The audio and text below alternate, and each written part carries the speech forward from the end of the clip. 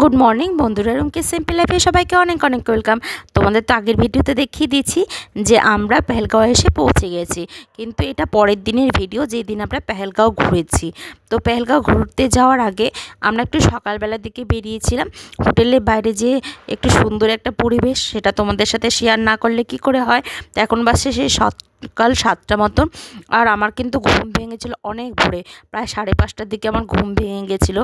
কিন্তু আমি একবারে বেরোতেই পারছিলাম না, এত ঠান্ডা লাগছিল সেই সময়টাতে, আর প্রচণ্ড ঠান্ডা এখানে। তো কাশ্মীর আর ঠান্ডা হবে না সেটা বলাও একটা ঠিক যেন বোকা বোকা টাইপের, তাই না? তো এই যে তোমাদের সাথে একটু সুন্দর ভিডিও ক্যাপচার করছি, কারণ এখানকার পরিবেশটা, হোটেল থেকে বেরিয়ে যে একটা সুন্দর একটা পরিবেশ, দারুণ, মানে সত্যি অসাধারণ ভিডিও। তারপরে দেখো আমি রুমে এসে একদম ফ্রেশ হয়ে স্নান টান করে নিয়েছি আর রেডি হয়ে গেছি ঘুরতে বেরোনোর জন্য। তো এখন চলো আমরা বেরিয়ে পড়বো। আর এই যে এখানে কাশ্মীরের একটা নিয়ম হলো, এখানে তোমরা বড় গাড়ি করে ঘুরতে পারবে না। এখানকার গাড়ি থাকবে, যে জম্মু কাশ্মীরে যে গাড়ি থাকবে বা ছোটো ছোটো যে গাড়িগুলো থাকবে সেখানে করে, সেটাতে করে ঘুরতে হবে। তো আমরা একটা ছোট গাড়ি করে নিয়েছি সবাই মিলে। এখন আমরা যাচ্ছি পেহেলগাঁও ঘোরার উদ্দেশ্যে। আর দেখো বাইরের কি সুন্দর একটা পরিবেশ, আর এখানে প্রচণ্ড ঠান্ডা লাগছিল আজকে, কি জানি কেন। আর আজকে দিনটা হলো ঈদের দিন। একটা খুব সুন্দর কথা তোমাদের সাথে শেয়ার করছি, যে ড্রাইভার দাদা ছিল কি না, তো সেই ড্রাইভার দাদা, মানে আমাদের গাড়িটা ক্যান্সেল হয়ে গেছিলো, কিন্তু উনি না, মানে আমরা যে গাড়ি আবার পরে করা হয়েছিল বা বলা হয়েছিল, উনি এসেছিল। উনি বললেন যে আমরা তো ঈদ আবারও পাবো, কিন্তু আপনারা যে এত টাকা পয়সা খরচ করে ঘুরতে এসছেন, সেটা তো হয়তো আপনাদের পক্ষে পরে আবার দ্বিতীয়বার আসা সবার পক্ষে তো সম্ভব হয়ে ওঠে না। তো উনি এই কথাটা মাথায় রেখে এসছেন আর আমাদের সাথে শেয়ার করলো, কিন্তু তখন সেই কথাগুলো সত্যি বলতে আমি ক্যাপচার করতে পারিনি। পরে তো আমাদের সাথে কথাগুলো ক্যাপচার করে দিলাম, আর দাদাকেও ভিডিওতে নিয়ে আসতে পারিনি। ওটা পরে পা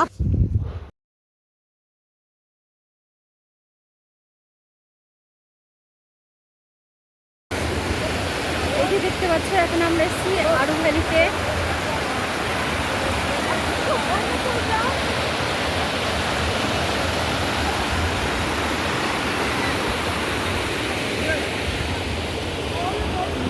আচ্ছা ওই যে ঘুরে আসো না, বুঝতে পারছি না।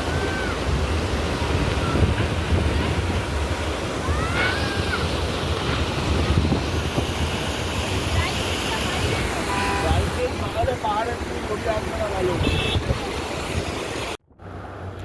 এত সুন্দর একটা পরিবেশে সাথে যদি গান না থাকে, বড্ড বেমানান। কিন্তু কি করার উপায় আছে বলো, আমার গলাটাও যে বড্ড বেমানান।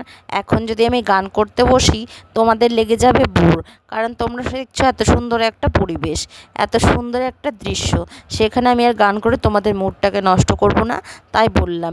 কিন্তু সাথে যদি একটু গান হয়, তাহলে কিন্তু এই পরিবেশটা বেশ জমে যায়।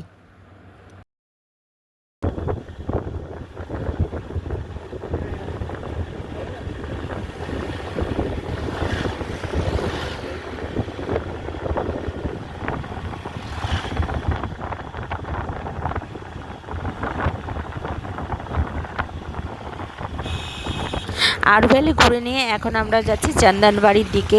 আর তোমাদের সাথে একটা কথা শেয়ার করি, আমার মনে হয় যারা প্রথমবার কাশ্মীর যায় তাদের মনে এই কথাটা অবশ্যই আসে। আমি এতদিন শুনে এসেছিলাম, মানে যে কাশ্মীরকে ভূস্বর্গ বলা হয়। তো কাশ্মীরকে কেন ভূস্বর্গ বলা হয় সেটা চোখে দেখলাম, আর দেখে সত্যি সত্যি বুঝতে পারলাম যে কেন কাশ্মীরকে ভূস্বর্গ বলা হয়।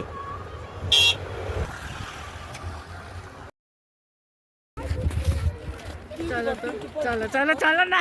আমি নিজেই কাকার সাপোর্ট দিব, ভাবছি আমার সাপোর্টে যাচ্ছে বা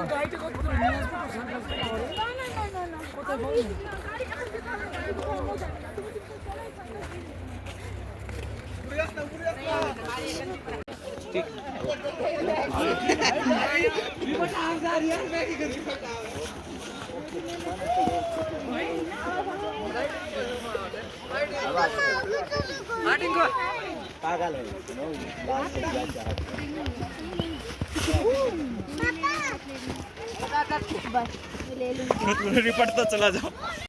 চন্দনবাড়ি এসে চন্দনবাড়ি দেখাতে দেখাতে তোমাদের সাথে একটা মজার ভিডিও শেয়ার করি। সেটা হলো এই যে এই দুজনকে দেখছো, তো এই দুজন হলো শালি আর জামাইবাবু। তো শালি আর জামাইবাবু একটু মজার দৃশ্য তোমাদের জন্য থাকলো। চন্দনবাড়ি ঘুরে নিয়ে আমরা চলে এসেছি বেতাব ভ্যালিতে। আর আমাদের যে ড্রাইভার দাদা ছিল, তোমাদের সাথে তো ড্রাইভার দাদার কিছুক্ষণ একটা ভালো কথা শেয়ার করলাম। তো উনি এই ওপর থেকে আমাদেরকে দেখিয়ে বললেন যে বেতাব ভ্যালি এখান থেকে অনেকটা পথ হেঁটে যেতে হয়, আর আপনারা ওপর থেকে যা দেখছেন ওখানে গিয়ে সেই সেম জিনিসই পাবেন, এক্সট্রা কোনো কিছুই থাকবে না। তো আমাদের মেম্বার তো 40 থেকে 42 জন মতন ছিল, তো তারা অনেকেই গিয়েছিল, বেশিরভাগ মেম্বারই গিয়েছিল। তো তারা বললো যে ভুলভাল, আর আমরা ছবিগুলো দেখে সত্যি খুব পস্তিয়েছি, মানে আমাদেরকে বোঝানো হয়েছিল, উল্টো বোঝানো হয়েছিল। তো যাই হোক, আর এই জায়গাটার নাম ছিল অন্য, এখানে সানি দেওলের বেতাব সিনেমার শ্যুটিং হয়েছিল।